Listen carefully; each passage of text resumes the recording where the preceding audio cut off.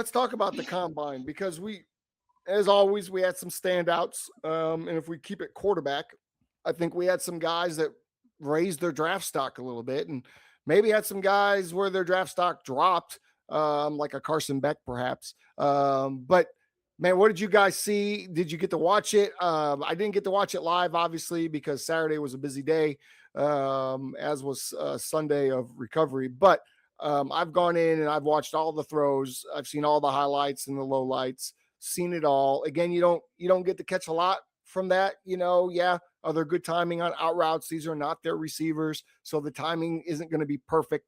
The deep ball is just a hey, look how strong my arm is. Hey, hey, hey, and that's great. A couple of those throws were awesome. They showed Josh Allen throwing his 85-yarder a couple years ago, and that does a disservice because nobody in this class was doing anything close to what Josh Allen had done. But anyway, I digress a little bit. What did y'all think, man? Who stood out to you? I mean, it's the guy from Ohio State, Deuce Storts. He stood out like a sore thumb. I mean, that dude's a freak. I mean, what is he? What is he? 6'5", 242, runs a 4.4. He broke the broad jump. He broke the vertical 43 and a half. Are you talking about the linebacker? Dude's built in the lab. He used to be a safety. Yeah. And then he converted to outside linebacker. Now there was a big thing like, okay, yeah, obviously he could probably go top 5, top 10. It's just, but who's going to put all that money on an offset linebacker? And that's the thing. Another one that stood out was the kid from Arkansas. The quarterback, he tested real well, but we all know testing only goes so far.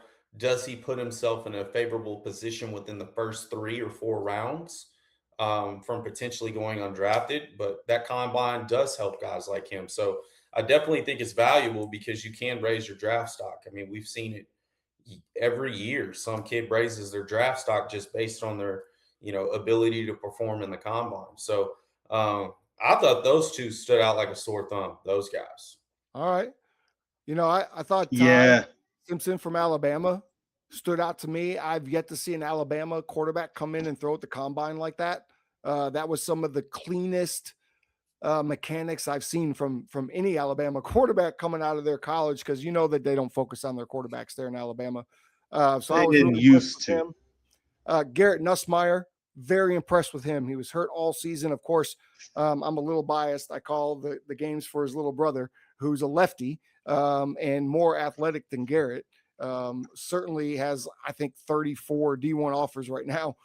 So I'm a little biased, but I liked what I saw from Garrett. He was, he started off a little rusty, then he caught steam. He was throwing in rhythm.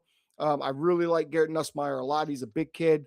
He's a guy I think that you can bring in, let him sit for a year, maybe 2, and then take over a franchise.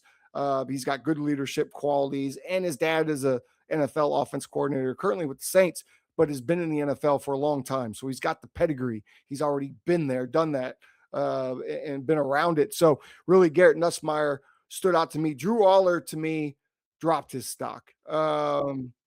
He didn't throw the ball very well. He's a big athletic kid, but is that a guy that I'm looking at that I think I can build my franchise off of? Absolutely not. I do not think so. And then Mendoza didn't work out, but his interview was clean. If you guys remember, and I had big issues with Shador last year, who wasn't working out, who came out and said, if you want to change your franchise, draft me. And that was basically his message to the NFL. Mendoza knows he's going. Facts. Mendoza knows he's going number 1, but he still came in and said, hey, I'm here to job interview. This is the biggest job interview of my life. I'm here to show, I imagine even knowing he's the number 1 pick, he still went into rooms and said the right things and put on a good show for himself. He has small hands, though. Turns out he doesn't even have 10s for as big as he is. Joe Burrow doesn't either. So how big of a deal do we make about that? I don't know. But, I sat and watched a few Indiana games, guys, because I knew he wasn't going to throw. He's not it to me. If I'm the Raiders, that's not the guy I want. I don't want any of these guys. Number 1. You have to. Why? You have to take a quarterback because they have to start a rebuild. Won a national championship. We have to take Mendoza. No, you have to take a quarterback. You missed what I said. This is the quarterback that is the most NFL ready and is going to give you the best chance for someone else on the team to be the problem. I don't see Mendoza being the problem. So I was with you at first, Tim. I know I'm switching up here. The last few weeks, I was like you, trying to hunt down film, something to support the narrative that Mendoza is the guy. There isn't one. The narrative is he is the guy. It's him and there's the rest. So he's your guy. You're taking him. There's no question about it. Now, if you're the Jets, Aaron Glenn, I don't think you should be falling asleep. I know you're not taking a quarterback. I think they shouldn't. But there's some other guys on that list, man. Mendoza at the top. He's number one. I wanted to touch on that, but he's going to go number one. We knew that whether he did or did not perform. You touched on Alabama. Simpson, I thought he did well. To segue that, though, Tim, or to kind of put a bullet point on there, no more Saban. So the Alabama quarterback thing is gone. That the team's been different. Right. The organization's been different. So I think that you could see an uptick in the QBs coming out of there. Two guys that I don't know if you mentioned it. Knew I wasn't kind of in too big on it. I think you did. Green from Arkansas. Is it Taylor Green? Is that his name? Yeah, dude. The stats. He ran like a 4.3 in the 40. He had big jumps. His vertical was like over 40. I mean, the kid showed what we kind of already knew, but his buzz is there. He's still a mid-rounder. It's not like these guys, what are we talking about here? Thirds at best out of most of these guys. And then the last guy that I liked, I don't know if y'all saw it, maybe not. Klubnik, man, out of Clemson. I thought he did what he was supposed to do. The ball was put where it's supposed to be. He didn't outshine the Alabama quarterback Simpson, but he kept his stock real healthy. For me, because I had him much lower than maybe a top 5 or top 6. But yeah, I like the throws, man. They're fun to watch. But as we talked last show, I don't put much into this. Yes, it's an interview, but it's such a posturing interview. You're going to say the right things and do all these. Cam said all the right things, and you got a totally different quarterback out in Tennessee. So you don't always go with what the interview says. Zach Wilson was one of the best combines we've seen. He interviewed well. It just doesn't compute always. So, yeah, sure. It is a little boring to me, this combine, but you got to pay attention. I will say this is one of the fastest combines we've seen. I mean, multiple guys are dipping in the 4.3s. We got, defensive linemen and DNs that are they're not even running 4.7s anymore, guys. No, I know. Let's put that in perspective. I'm glad you brought that up. And I really feel like this is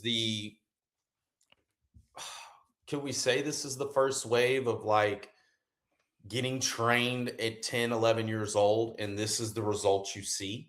Because obviously the evolution of the NFL, we're getting bigger, stronger, faster, but now you're seeing a lot of guys that are running faster, jumping further, stronger, right? Quicker. And that's probably due to these kids been training their whole life, like the right way, performance coaches, the hydration, everything now is available, right? We didn't have that 10 years ago. It was some people didn't, some people didn't. And you're really seeing the benefit from that performance training. One of our guys, Bernard Daniel, who's at PMST, their entire crew was there at the combine this weekend. And so he had one of the offensive tackle / center for Oklahoma.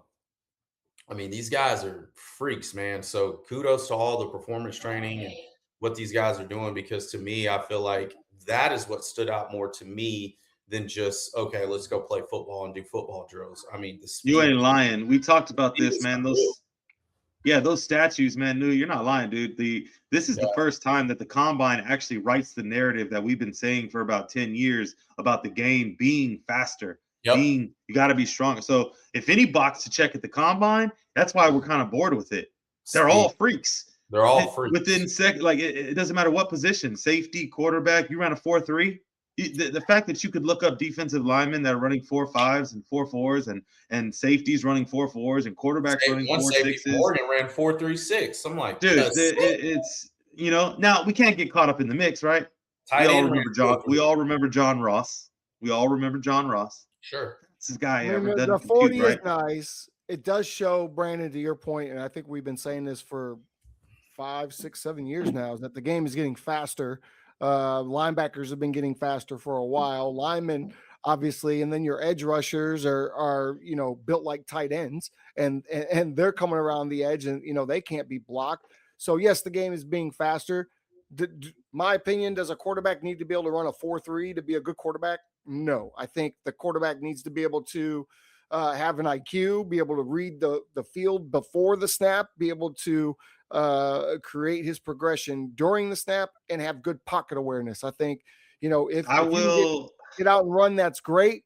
But we've also seen there's only been one quarterback in the NFL that was really a runner that has won a Super Bowl, and his name is Steve Young. Nobody else. Lamar Jackson, Jalen Michael Hurts, Vick, these great guys. Jalen Hurts, Russell Wilson. Jalen Hurts isn't Russell Wilson and Jalen Hurts ran a are not 4.5. like Steve Young. Russell Wilson leads the league in ran a NFL 4.5 rushing yards as a quarterback. He leads the league as NFL rushing. Okay, well, like, and they won because of the Legion of Boom. You don't need to be a 4.3 guy to be a good quarterback. Bro, they put 40 points on Denver's team.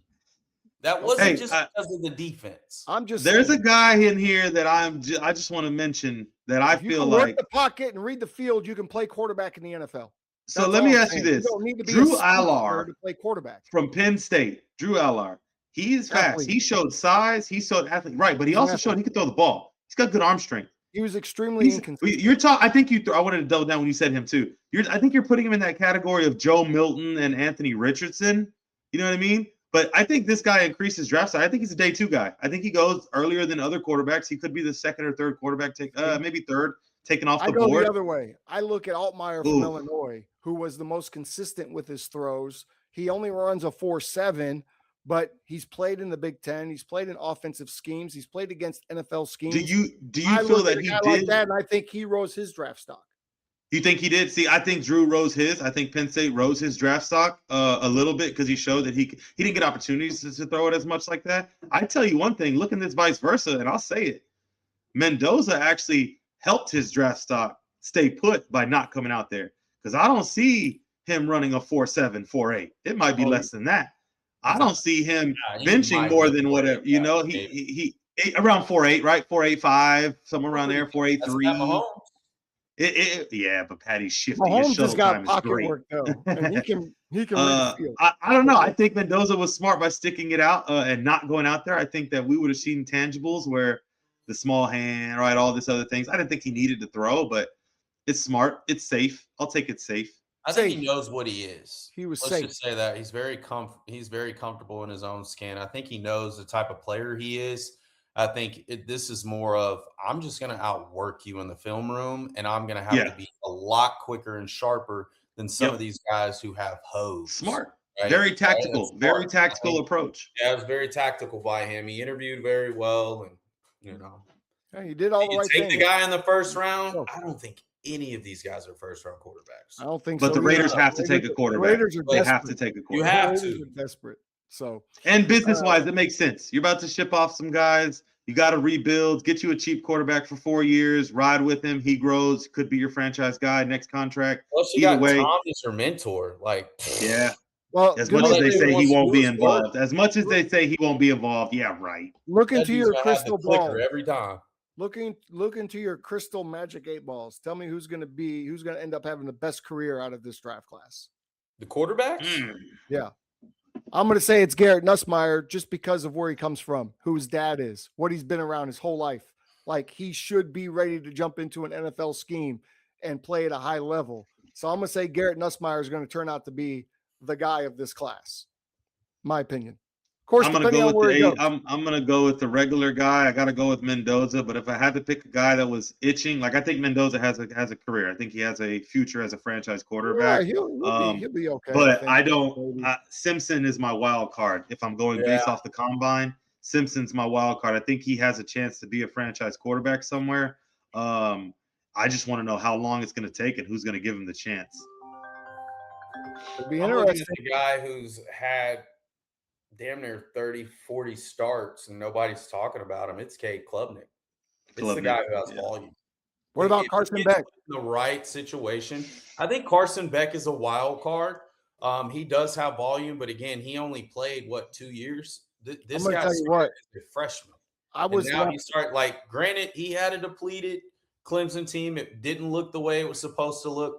But to me, that's actually kind of good because how did you overcome adversity, right? How did you battle through it, right? You weren't the best team on the field always, but how did you overcome that? I think the volume for him is going to set him apart. It just depends on the situation he goes to. I was underwhelmed watching Carson Beck. I'm not a fan. And I was talking Clade. Oh, yeah. Hey, Klubnik's going to be fine. I think that's my wild card. Carson Beck, to me, is a guy that comes with a lot on his shoulders, a lot of experience, and he's the guy. And I was underwhelmed with him in the game, in the national championship game. I was underwhelmed with him at the combine. I just don't think Carson Beck is a guy. What do you want to see out of Carson Beck that you haven't seen? You know, I was gonna say all volume's not good volume, man. Yeah, and his demeanor in that game, to me, it was. He made one mistake. It wasn't the. He had it's mannerisms. He had the same mannerisms in what was it, Georgia? He saying it's the same mannerisms of it's like a job. It's just a job to him. This isn't really a care. I don't know. We're not in this guy's head. Well, I don't think he loved. Remember when you were talking? Joe Burrow lost that love for the game. I don't know if Beck's ever had it. That's why he's changing schools. He moves around. He just wants to get to the league. And when he gets there, he's going to realize it's the not for long league. Because I don't see this guy being much more than a QB2 ceiling. So you guys realize he was a fifth-year starter at Georgia. He waited his turn behind Jake Fromm to get his opportunity. Waited 4 years while most guys would say, hey, I got to go somewhere and play. He ends up getting hurt, the same injury as Colt McCoy, which kind of forced the hand for him to leave because he's a senior grad, and he goes to this other team and gets paid. What's wrong with that? Well, maybe nothing, Brandon. Maybe, but this is the NFL, and at that point, you don't get to make all those. Maybe he's just over it. Maybe he was just in maybe he just played that year of college to make the money and try. Maybe he's just over it at that point, and maybe we'll see a different Carson Beck in the NFL. Is it because he looks like the guy off the Ice Age? Is that why? Because is his look like? Because from what I see from production standpoint, this guy's put in the right system. I mean, this guy does some things. I mean, this guy he's 37-6 as a starter. I understand all of that. He's got all volume, not good volume for me. 11,000 passing yards, 87 passing touchdowns. Well, I guess we'll find out, all right? Major bowl games. I guess my biggest thing is the fact that you're having to plead a case for this guy after all the stats you just said, and no one still is really batting an eye. It's just you just played a lot of football, man. He's been around some great programs, and with those programs, I feel like he should have maybe done a little bit more. And don't get me wrong, he didn't win. He's been in big games where he didn't win. So a lot of those 7 games are the ones where he didn't win, and that's a little tough.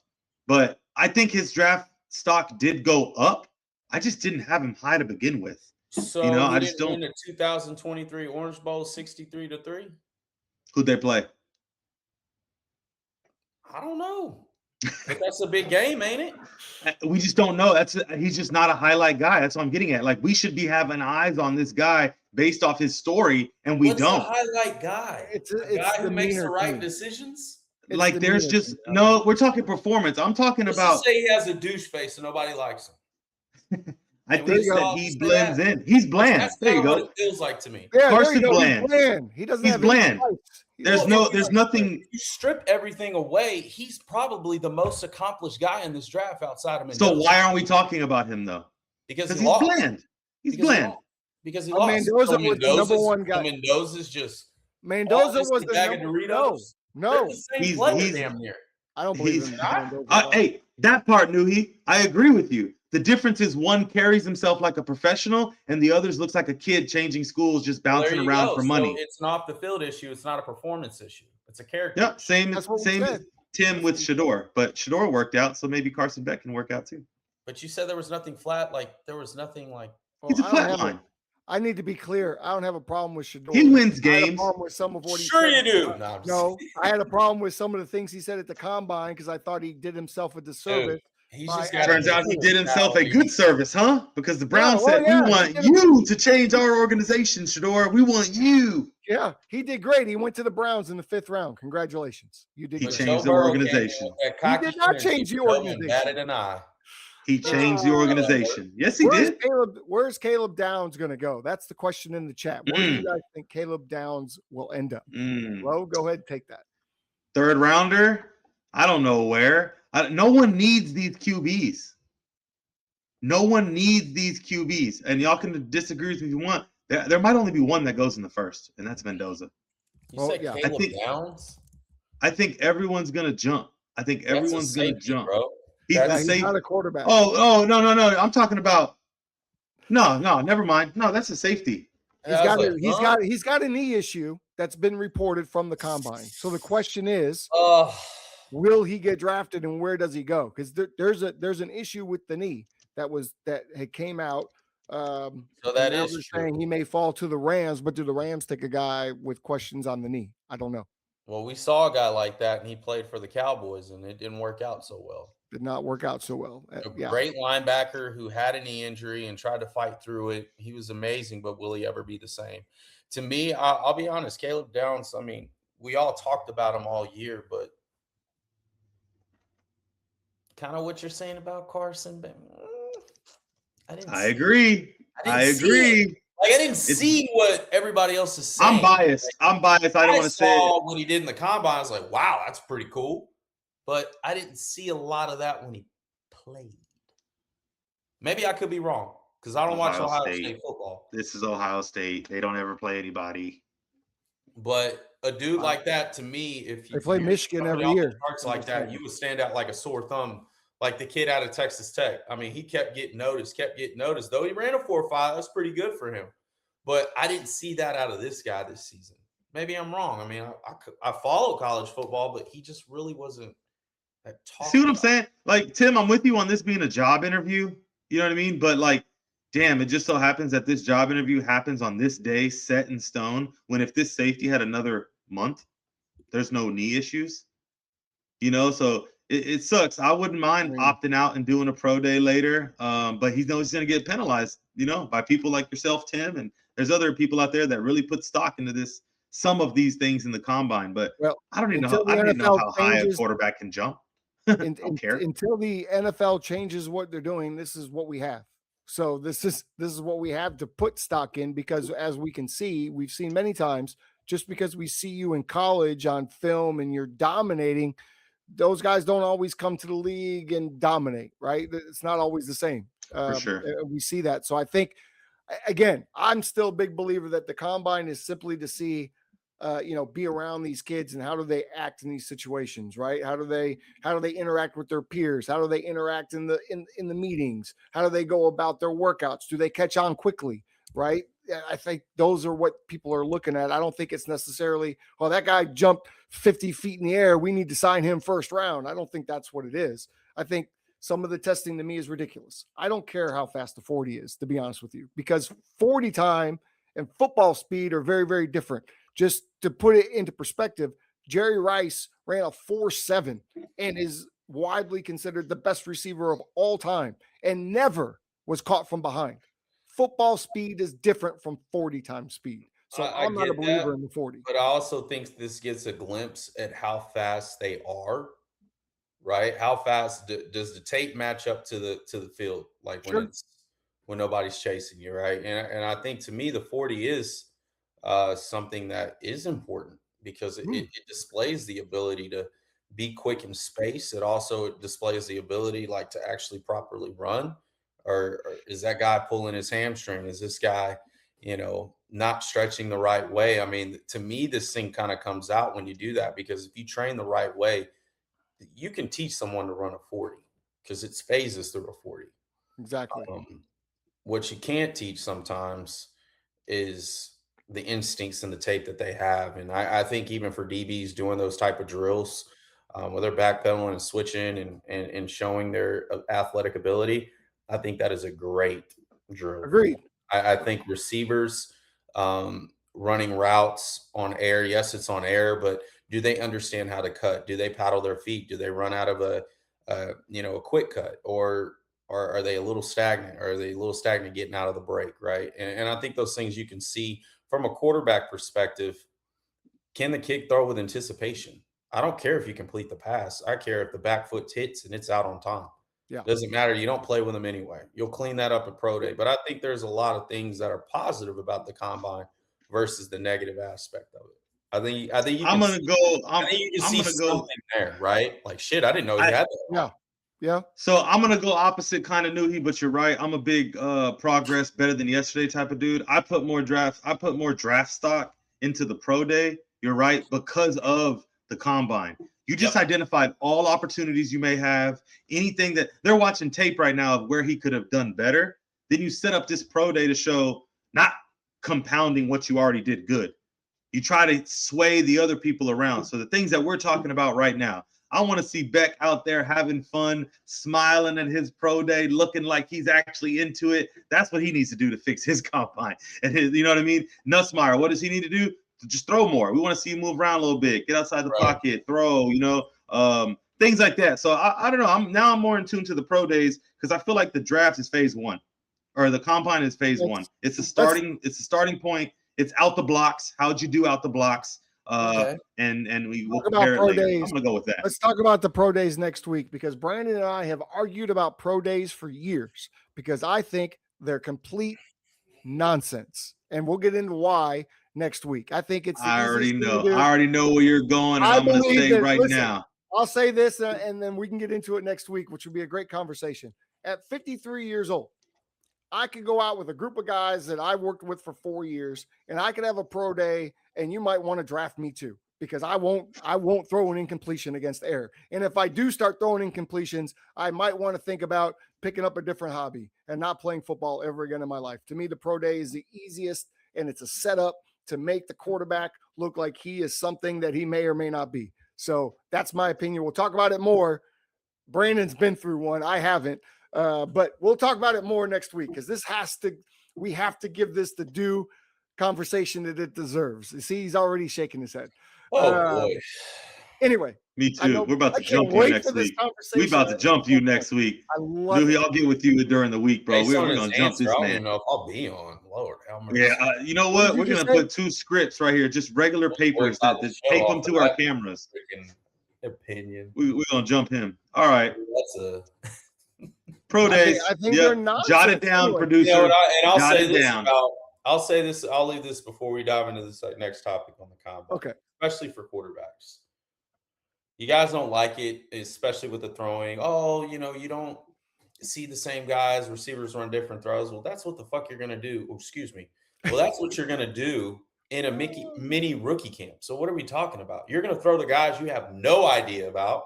You're going to still have to make those throws. You're still going to have to lead those guys. It doesn't matter, man. When you step between those lines, it does not matter. Control what you can. And if they drop it, shit, they're going to find somebody who can catch it. Your job is to go out there and deliver the mail. I agree with Brandon. I am a big component. I'll raise my hand of the combine. I think it's the most important day in a rookie's NFL or weekend in a rookie's NFL, journey. To me, that's the most important. But we'll talk about all that next week. Let's talk about some of these transactions. We got